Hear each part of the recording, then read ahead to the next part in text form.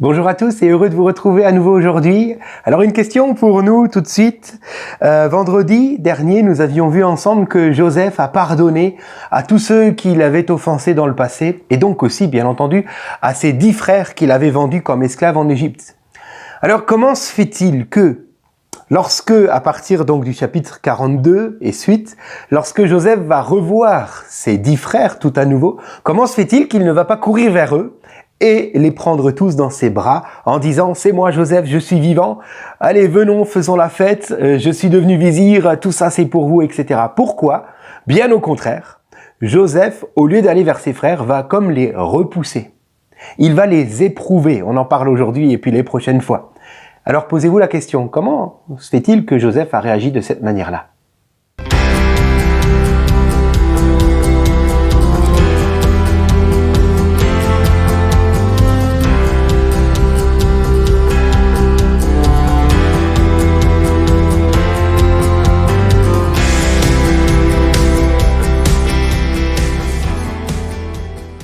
Voilà, bonjour, c'est donc un privilège pour moi de vous retrouver encore aujourd'hui. J'espère que vous avez passé un très bon week-end, reposant et béni, et un culte aussi à la gloire du Seigneur. Alors, je ne sais pas si vous avez eu le temps de lire les chapitres 42, 43 et 44 donc de la Genèse.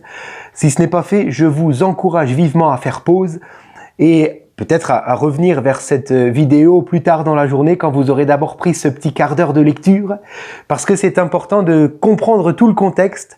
On va parler de ces 3 chapitres à partir d'aujourd'hui et pour la suite, encore aussi, on va y rester quelques temps. Et c'est vraiment important de maîtriser tout le récit. Alors, je vous fais un résumé rapide, mais ce n'est qu'un résumé. Je vous encourage à lire le texte.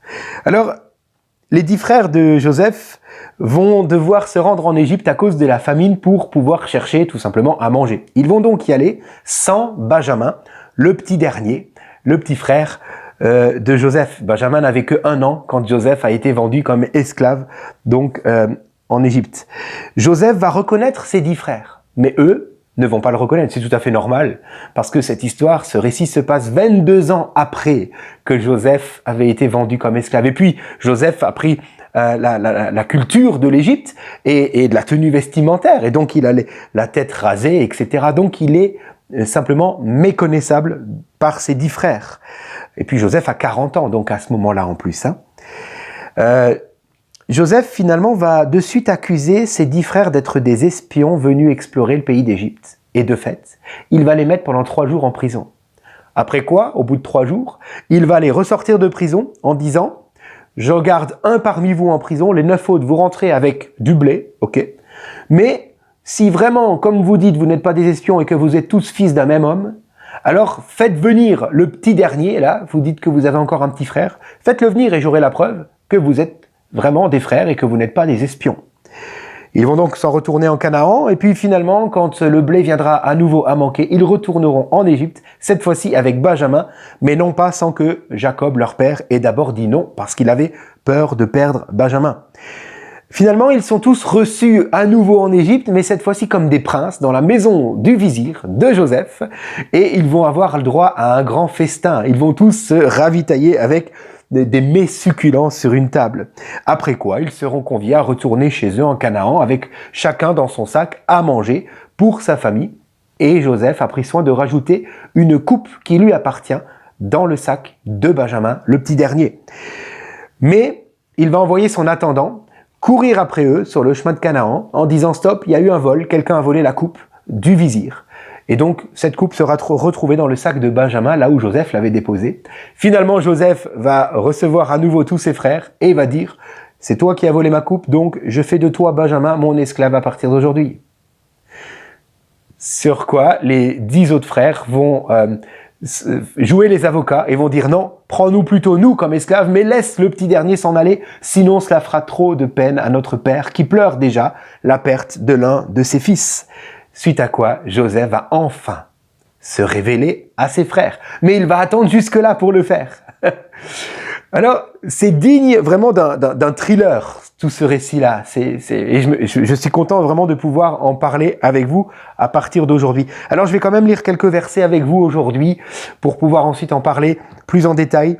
Chapitre 42, les versets 6 à 14, il est écrit Joseph commandait dans le pays d'Égypte, donc. C'est lui qui vendait du blé à tout le peuple du pays. Les frères de Joseph vinrent et se prosternèrent devant lui la face contre terre. Joseph vit ses frères et les reconnut, mais il feignit d'être un étranger pour eux. Il leur parla durement et leur dit « D'où venez-vous » Ils répondirent du pays de Canaan pour acheter des vivres. Joseph reconnut ses frères, mais eux ne le reconnurent pas, comme on l'avait dit tout à l'heure. Joseph se souvint des songes qu'il avait eus à leur sujet, et il leur dit « Vous êtes des espions, c'est pour observer les lieux faibles du pays que vous êtes venus. » Ils lui répondirent « Non, non, Seigneur, tes serviteurs sont venus pour acheter du blé.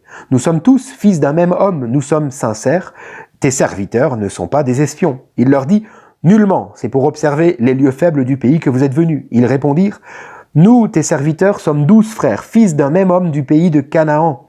Et voici, le plus jeune est aujourd'hui avec notre père. » En parlant donc de Benjamin. Et, rajoute-t-il, il y en a un qui n'est plus. Joseph leur dit, je viens de vous dire, vous êtes des espions. Amen. Alors, Joseph va reconnaître ses frères, mais ses frères ne vont pas le reconnaître. Alors, remarquant très rapidement cela, Joseph va organiser à la vitesse d'un éclair un plan très habile dans le but d'éprouver la sincérité de ses frères. Ce qui me fait déjà vous dire ceci, c'est que l'absence d'amertume, on en avait parlé vendredi, Joseph a pardonné même à ses frères. Et cette absence donc d'amertume, puisqu'il a pardonné, le rend capable d'avoir une inspiration divine au bon moment et à une vitesse folle, vraiment. Si Joseph n'avait pas d'abord pardonné, c'est vraiment important de l'entendre, alors il n'aurait pas pu être conduit par Dieu dans ses choix. Il aurait été plutôt conduit par un esprit de vengeance. Cependant, Joseph ne veut pas se venger. Et on le remarque dans le texte. Parce que Joseph va reconnaître ses frères et il va ensuite se souvenir des rêves qu'il avait eus quand il était adolescent. Rappelez-vous que toute sa famille allait se prosterner un jour devant lui. Moi, sincèrement, si j'étais à sa place et que face à mes frères qui m'avaient vendu comme esclave il y a 22 ans, je me retrouve là, je me retrouve devant eux, moi, à sa place, j'aurais dit « Tadam ! C'est moi, Joseph, je suis toujours en vie !» Ratez votre projet de vous débarrasser de moi est raté. Regardez, mes rêves se sont réalisés. Vous savez, les rêves pour lesquels vous étiez moqués là. Eh ben voilà, regardez, vous êtes aujourd'hui à genoux. Maintenant, réclamez ma pitié. Demandez-moi pardon. Mais Joseph ne va rien faire de cela parce qu'il n'est pas du tout animé par un esprit de vengeance. Et c'est important de le savoir, parce que dans la suite du récit, des fois, on pourrait se poser la question, mais pourquoi Joseph fait ceci? Pourquoi dit-il cela? Non, ce n'est pas par esprit de vengeance. Mais il veut éprouver ses frères. En effet, ses frères vont dire au verset 13e, comme on l'a lu, « Nous sommes 12 frères, ok ?» Et ils finiront en disant, « Et il y en a un qui n'est plus. » À votre avis, cette petite phrase-là, quelle résonance a-t-elle eu dans le cœur de Joseph? Il y en a un qui n'est plus. Ça veut dire quoi? Ça veut dire on ne sait pas ce qu'il est devenu. Ça veut dire on n'a jamais cherché à savoir ce qu'il est devenu et on ne cherchera plus à savoir ce qu'il est devenu. On a tourné la page. C'est du passé. C'est triste, mais c'est tourné, on n'en parle plus. Mettez-vous un instant à la place de Joseph, mais comme il a dû souffrir en entendant cette petite phrase. Souvent, on dit des choses. Est-ce qu'on se demande comment les gens le prennent? Vous voyez ce que je veux dire? Attention à ce qui sort de notre bouche. Pour nous, c'est pas grand-chose, pour les autres, ça peut les détruire. Et là, certainement que Joseph a dû être détruit. Imaginez sa tristesse. Alors il comprend de suite quel est le problème de ses frères. Ses frères ont une conscience endurcie, cautérisée. Ils ont choisi de tourner la page pour ne pas avoir à faire face à leur conscience. Ça, on en reparlera la prochaine fois si vous voulez bien. Mais Joseph comprend donc que alors que même, juste 2 versets plus tôt, au verset 11, ses frères ont osé dire « Nous sommes sincères ». En réalité, ils ne sont pas sincères car ils ont fermé leur conscience pour ne pas avoir jamais à l'affronter. Alors Joseph comprend quel est le challenge qui se dresse devant lui. Il met en place un plan très rapidement et divinement inspiré. Un plan qui va éprouver ses frères en vue de les ramener tout à nouveau face à leur conscience, pour qu'ils deviennent vraiment sincères. Comprenez? Et donc Dieu va se servir de Joseph pour cela. Dieu va inspirer Joseph pour ramener ses frères à retrouver une bonne conscience. Les commentaires juifs disent ceci. Les frères prétendaient être des hommes droits et honnêtes. Professer ne suffisait pas.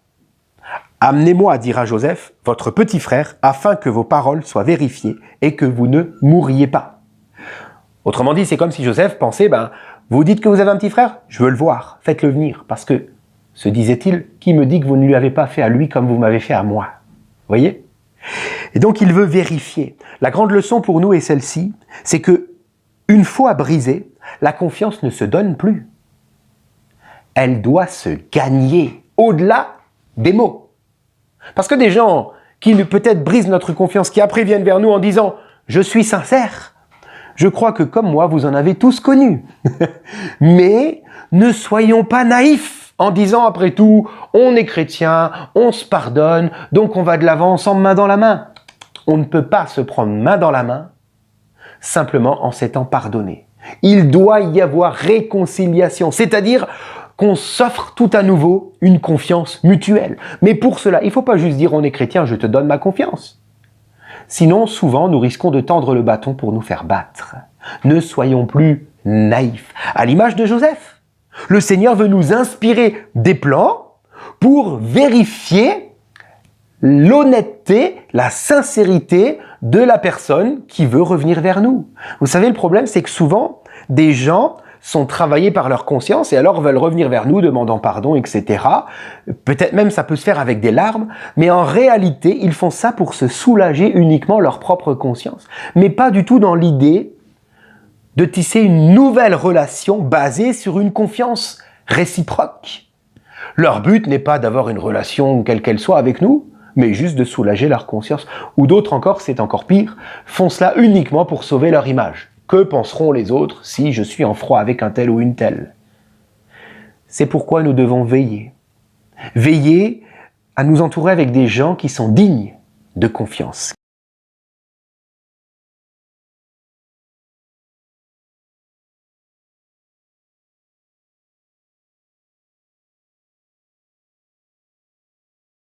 Quelqu'un a dit, et voilà le plan de Dieu pour nous aujourd'hui, tout comme il a donné un plan à Joseph pour éprouver ses frères.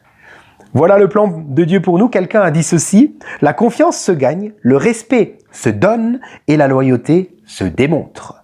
Manquer à l'un signifie la perte de tous les trois. De tous les trois.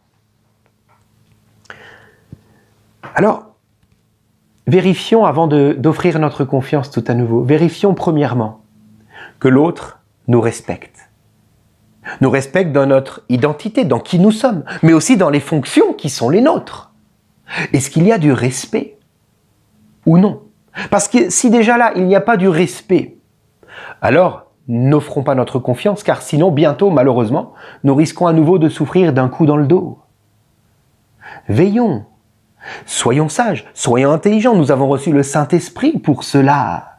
Même les gens dans le monde qui n'ont pas le Saint-Esprit font attention à cela. Alors pourquoi ferions-nous différemment? Veillons à ne pas offrir notre confiance à quelqu'un qui n'en est pas digne.